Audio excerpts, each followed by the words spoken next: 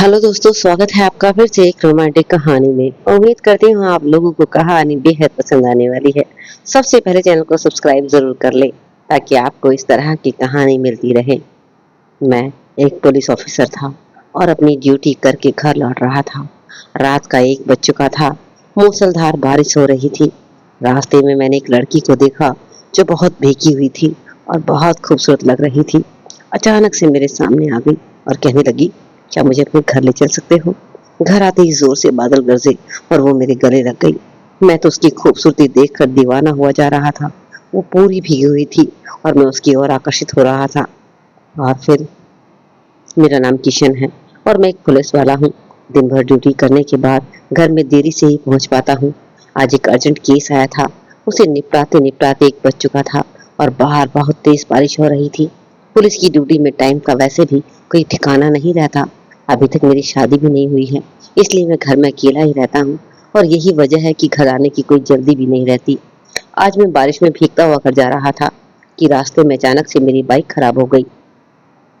रात बहुत हो चुकी थी और सारे शॉप्स भी बंद थे।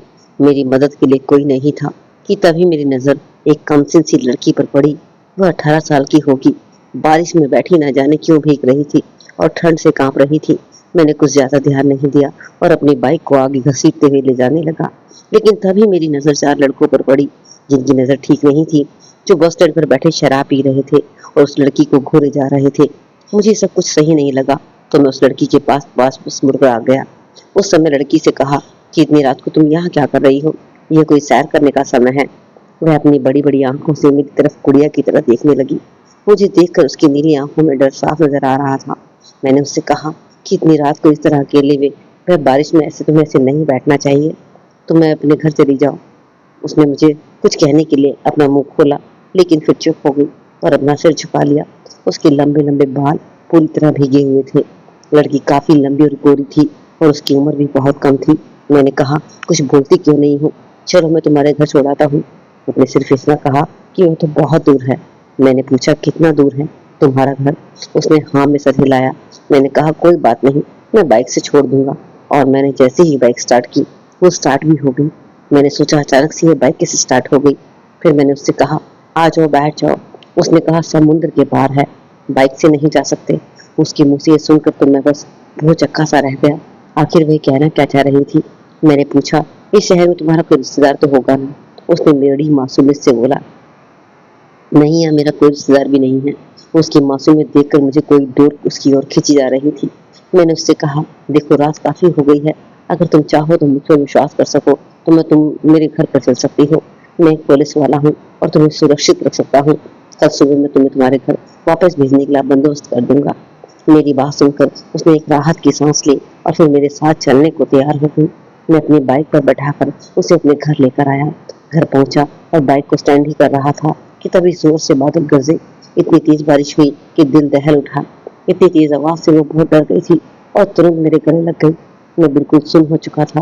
मुझे समझ ही नहीं आ रहा था कि ये क्या हो रहा है। मेरी उम्र भी कुछ ज्यादा नहीं थी। नौकरी लगे भी सिर्फ 1 साल हुआ था और लगभग मेरी उम्र 24 साल थी। मेरे अंदर तो ज्वालामुखी फटने लगी थी, पर मैं उस मासूम के साथ कुछ गलत नहीं करना चाहता था, या फिर करना भी चाहता था, कह नहीं सकता। मैंने भी उसे सहारा दिया ताकि वो और न डर जाए। हालांकि मौसम ऐसा था कि मैं अपने आप पर जोर नहीं चला पा रहा था। यह भीगा हुआ मौसम मुझे अंदर से न जाने क्यों कमजोर बना रहा था। मेरे अंदर एक अजीब सी इच्छा जाग रही थी और मेरा मन मेरे बस में नहीं था।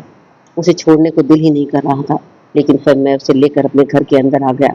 वह अपने सुंदर से नैन झपकाते हुए मेरे घर को देखने लगी, मानो घर नहीं उसका ससुराल हो। मैं उसे देखकर मुस्कुराने लगा। आज पहली बार किसी लड़की ने मेरे घर पर अपना पहला कदम रखा था, इसलिए मैं मन ही मन बहुत खुश हो रहा था। मैंने जल्दी से एक टॉवल खुद ली और एक टॉवल उसे दे दी और कहा, तुम भी भीग गई होगी, तुम अपने आप को पोंछ लो, नहीं तो बीमार पड़ जाओगी। मैं जल्दी जल्दी अपने आप को पोंछने लगा था, पर वह लड़की उस भीगी भागी हालत में गोल मोल घूमने लगी, जैसे कि उसे कोई फर्क ही नहीं पड़ रहा हो कि वह भीगी हुई है। मैंने कहा, अरे ऐसे मत करो, तुम्हें ठंड लग जाएगी। उसने कहा, नहीं लगेगी, समंदर। उसकी बात मेरे समझ से बाहर थी। यह क्या कहना चाहती है? समंदर? कौन से समंदर की बात कर रही है? मैंने सोचा, हो सकता है समंदर के किनारे इसका घर हो और इसे भीगने की आदत हो। मैंने जल्दी से अपने कपड़े चेंज किए और उस लड़की को भी एक नाइट गाउन दे दिया। कहा, इसे पहन लो। वह लड़की गीले कपड़ों में ही मेरे पास आ गई। वह बहुत खूबसूरत लग रही थी, पर मुझे समझ नहीं आ रहा था कि ये लड़की कौन है और कहाँ से आई है। ऐसे अजनबी लोगों को कभी शर्म नहीं देनी चाहिए, और मेरा फर्ज मेरे आड़े आ रहा था। मैं पुलिस की नौकरी कर रहा था और उसे ऐसे अकेले नहीं छोड़ सकता था। एक तरफ मैं उसका दीवाना हो रहा था और दूसरी तरफ मेरा फर्ज एक मर्यादा थी। मैंने दोबारा उससे कहा, यह पहन लो, और वो चुपचाप मेरे सामने खड़ी थी। आखिर मजबूरी में मैंने ही टॉवल उठाई और उसके शरीर को पोंछने लगा। उसकी सांस बहुत तेज चल रही थी, उसका गला सूखने लगा था और मेरा गला भी सूखने लगा था। मैंने उसके बालों को अच्छे से पोंछा, फिर कहा, लो ये गाउन पहन लो, और वह कुछ भी नहीं कह रही थी। एक ही जगह पर स्थिर खड़ी थी। मैं उसकी तरफ देखने लगा और फिर कहा, ठीक है, मैं बाहर जाता हूँ, तुम चेंज कर लो। लेकिन जैसे ही मैं जाने लगा, उसने मेरा हाथ पकड़ लिया। मुझे जैसे बिजली का करंट सा लगा। कहने लगी, मुझसे ये सब नहीं होगा, आप ही कर दीजिए। यह सुनकर तो मेरी सांस हलक में अटक चुकी थी। फिर मैंने लड़की के गीले कपड़ों पर गौर किया। वो एक लाल नीले रंग का गाउन पहने हुई थी। वह गाउन न जाने किसी चीज से बना हुआ था और वो बिल्कुल मछली जैसी लग रही थी। मैंने अपनी आंखें बंद करके जैसे तैसे उसके कपड़े चेंज किए, क्योंकि मैं मर्यादा जानता था। लेकिन जब मैं उसके कपड़े चेंज कर रहा था, मुझे कुछ अजीब सा ही लग रहा था।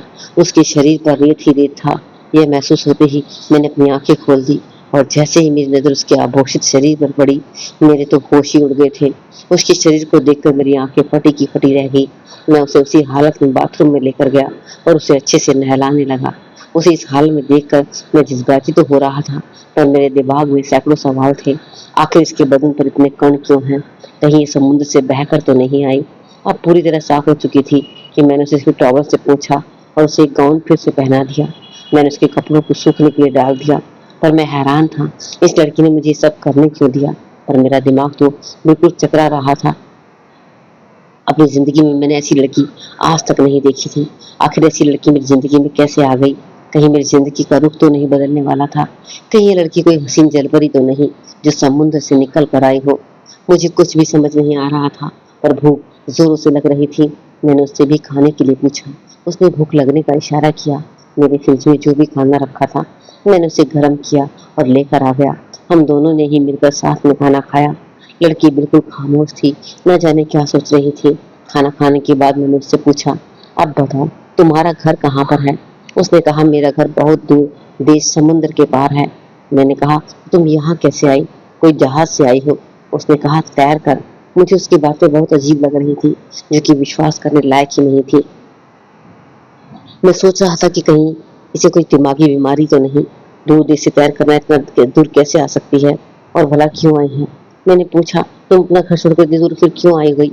उसने कहा, मेरे पापा ने मेरी शादी तय कर दी थी और मैं दुनिया देखना चाहती थी, इसलिए समुद्र की लहरों के साथ तैरती हुई इतनी दूर आ गई। मुझे कुछ भी समझ में नहीं आ रहा था। रात ज्यादा हो गई थी और मुझे नींद भी आ रही थी, तो मैंने उससे कहा कि तुम यहाँ कमरे में लेट जाओ, मैं बाहर लेट जाता हूँ। कहने लगी, नहीं, तुम्हें भी यहीं पर सोना होगा, मुझे बहुत डर लग रहा है। अब मेरे पास इसके अलावा कोई चारा भी नहीं था। अब उसे घर तक लेकर आया था तो उसकी सुरक्षा की जिम्मेदारी भी मेरी थी। और दूसरी तरफ मैं करवट लेकर बैठ के किनारे लेट गया। मुझे भी नींद आई ही थी कि उसने अपना हाथ मेरे हाथों के ऊपर रख दिया। वो मेरे बहुत करीब आ चुकी थी। मुझे कुछ समझ नहीं आ रहा था कि सब क्या हो रहा है, लेकिन फिर मैंने सोचा, मैं इस लड़की को घर लाया हूँ, इसकी सुरक्षा मेरे हाथ है और इसके घर पहुंचा दूंगा। लेकिन समय कहीं और ही ले जा रहा था। उस लड़की ने अपना सिर मेरे कंधों पर रख दिया और मैं उसके बालों को सहलाने लगा था, जो कि अभी भी गीले थे। आखिर कौन है ये लड़की? कहीं कोई जल परी तो नहीं जिससे मैं इस कदर दिल लगा बैठा हूँ? मुझे उससे मोहब्बत होने लगी थी। मैं उससे मोहब्बत करने लगा और पूरी रात हमने आपस में ही गुजार दी। जब आँख खुली तो दोपहर के 12 बज गए थे। वो लड़की उठकर मेरे सामने बैठी थी और एक कॉपी पेन लेकर शायद अपने गाँव का कोई चित्र बनाकर मुझे दिखा रही थी। उसने जो चित्र बनाया था, देखने से लग रहा था कि सच में वह समुद्र पार से आई है। मैंने कहा, इतना दूर जाने के लिए तो नाव की जरूरत पड़ेगी, मैं तुम्हारी तरह तैर नहीं सकता। यह सुनकर उसे यकीन ही नहीं हो रहा था, लेकिन मुझे उसके घर पर पहुंचना ही था, इसलिए मैंने एक नाव का बंदोबस्त किया और साथ में कुछ खाना भी रख लिया। उस लड़की के साथ निकल पड़ा और उस नक्शे के हिसाब से मैं चलने लगा था। अचानक मुझे बहुत डर लगने लगा। ये मैं क्या करने जा रहा था? एक अनजान लड़की के साथ न जाने मैं कहाँ जा रहा था। यहाँ तक कि मुझे तैरना भी नहीं आता था। अगर इस लड़की ने मेरे साथ कुछ ऐसा किया तो मैं तैर कर भी अपने घर वापस नहीं जा सकता था। मैं तो इस लड़की को जानता तक नहीं। और ये सोचकर मेरा दिल कांप उठा। मेरे चेहरे का रंग उड़ गया। काफी दूर जाने के बाद न जाने हमारी बोट किसी सिरे से टकराई और उलट गई और मैं समुद्र की गहराइयों में डूब गया।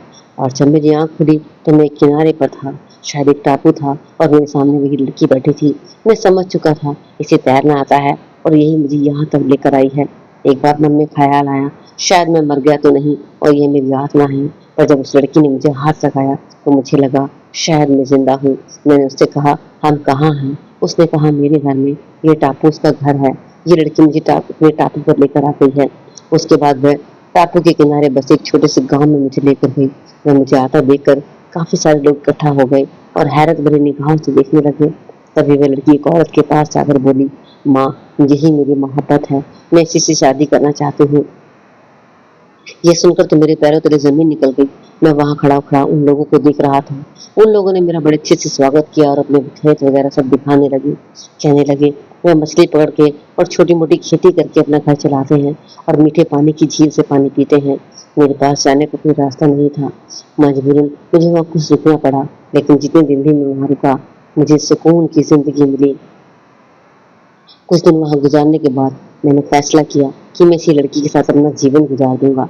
पुलिस की नौकरी से मैं तंग भी आ गया था और यहाँ मुझे कोई ऐसा मिल गया था जिसे मैं कभी खोना भी नहीं चाहता था। वह लड़की मेरे दिल का सुकून बन चुकी थी। मुझे यहाँ की शांत जिंदगी अच्छी लग रही थी। फिर हम दोनों ने शादी कर ली। लड़की ने मुझे प्यार सिखाया। मैं अपनी जिंदगी को एक अलग ही नजरिए से देख रहा था, जहाँ कोई भागदौड़ नहीं थी। धीरे धीरे मैं उन लोगों में बिल्कुल ढल गया। कभी कभी जिंदगी की इतनी बिजी हो जाते हैं कि अपने काम को लेकर इस नए जमाने में कि अपने दिल के सुकून को कहीं खो बैठते हैं और रात दिन पैसे कमाने की होड़ में लगे रहते हैं। वही कहीं ऐसी भी जिंदगी है जो एक सुकून देती है, बिना किसी मेहनत के, बिना किसी भागदौड़ के, एक सीधी सादी जिंदगी। तो दोस्तों, ये थी छोटी सी कहानी। इस कहानी से हमें शिक्षा मिलती है कि लाइफ में हमें सुकून की बहुत जरूरत है। लाइफ में हर चीज पैसा और पद नहीं होता। थैंक यू दोस्तों। कहानी अच्छी लगी तो लाइक शेयर कमेंट जरूर कर दीजिएगा और चैनल को सब्सक्राइब भी कर दीजिएगा।